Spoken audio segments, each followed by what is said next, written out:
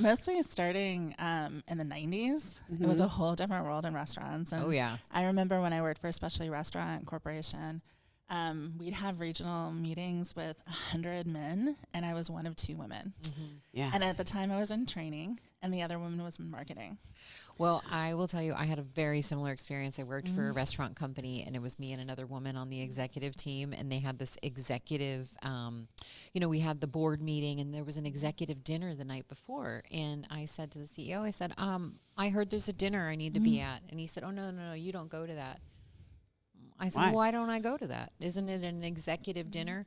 He goes, no, it's all financial. You don't want to go to that. And I said, well, I'm responsible for driving $100 million of the company's revenue, and I have over $1 million budget. But, okay, you don't want me there?